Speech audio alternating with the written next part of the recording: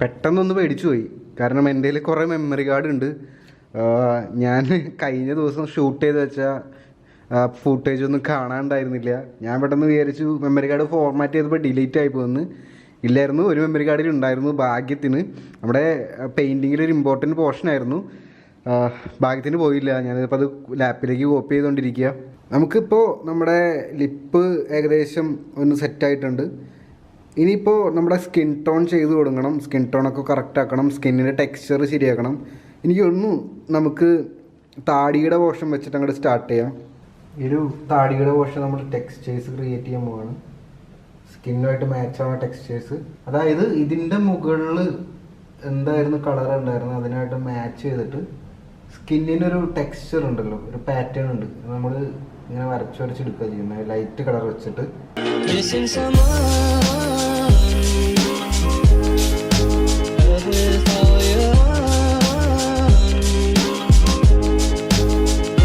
ഇനി ഞാൻ നിങ്ങൾക്ക് അടുത്ത ടിപ്പ് തരാം. ഈ ഒരു സാധനം കണ്ടോ, ഇതൊരു സ്പ്രേ ചെയ്യുന്നൊരു ബോട്ടിലാണ്. ഇത് ഞാൻ ആമസോണിൽ നിന്നോ ഓൺലൈനിൽ നിന്ന് എവിടെ നിന്നോ വാങ്ങിച്ചതാ. സ്റ്റേഷനറി കടയിൽ നിന്നൊക്കെ ഈ സാധനം വാങ്ങാൻ കിട്ടും.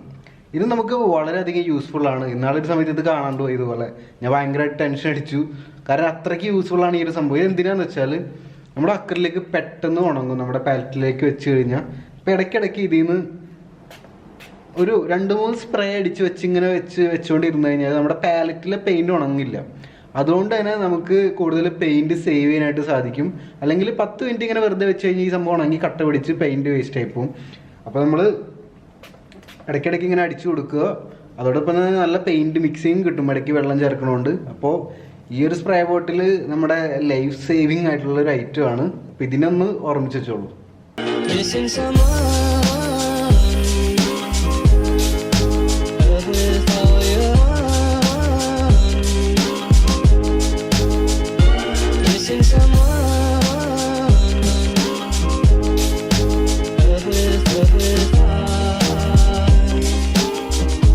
നമുക്ക് ഈ ഒരു വാഷ് ചെയ്യണം. ഞാൻ ഉദ്ദേശിക്കുന്നത് ഈ ഒരു ഭാഗത്ത് ഒരു യെല്ലോ ഓക്കർ, ഇവിടെയായിട്ട് ഒരു ലൈറ്റ് യെല്ലോ, ഇവിടെയായിട്ട് ഒരു മിഡിൽ ടോണിലുള്ള യെല്ലോ, ഒരു ഗ്രേഡിയൻ സ്റ്റൈലിലുള്ള ഒരു യെല്ലോയിഷ് ടോണാണ് കൊണ്ടുവരാൻ ഉദ്ദേശിക്കുന്നത്. അപ്പോൾ അതും ഫേസിൻ്റെ കളർ എല്ലാം കൂടി ഒരു മാച്ചായിട്ടൊരു ഫുൾ തീമിൽ കിട്ടും. അപ്പോൾ യെല്ലോ നമുക്ക് ചെയ്യാം. അതായത് ഇതുപോലത്തെ ഒരു ഫ്ലേവറാണ് ഉദ്ദേശിക്കുന്നത്. ഇതുപോലത്തെ ഒരു ടൈപ്പ് സാധനം നമുക്ക് ചെയ്യാം അവിടെ.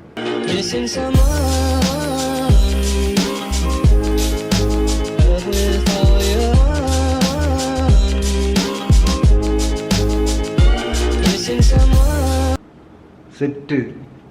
ഇപ്പോൾ നമ്മുടെ ഈ ബാക്ക്ഗ്രൗണ്ടിൽ ഈ സാധനവും ഇതും ഏകദേശം സെയിം പാറ്റേണിൽ കൊണ്ടുവന്നിട്ടുണ്ട്. നമ്മൾ കുറച്ച് കഷ്ടപ്പെട്ടു. ഇപ്പോൾ ഫേസ് വരച്ചേക്കാളും കൂടുതൽ മെൻ്റൽ സ്ട്രെയിൻ എടുത്തത്, കാരണം സമയം കുറവായിരുന്നു. ഫേസ് വരയ്ക്കുന്ന അത്രയും നമ്മൾ സമയം എടുത്തിട്ടില്ല. പക്ഷേ മെൻ്റൽ സ്ട്രെയിൻ ഇതായിരുന്നു. അതാണ് ഞാൻ നേരത്തെ പറഞ്ഞത്. നമ്മൾ ഒരു പടം വരയ്ക്കുമ്പോൾ പല സിറ്റുവേഷൻസിലൂടെ കടന്നു. ഇപ്പോൾ പുറമേ നോക്കുന്ന ആൾക്ക് ഈസിയാന്ന് വിചാരിച്ചിരിക്കുന്ന ഒരു കാര്യമായിരിക്കും നമുക്ക് ഏറ്റവും ബുദ്ധിമുട്ടുണ്ടാവുക.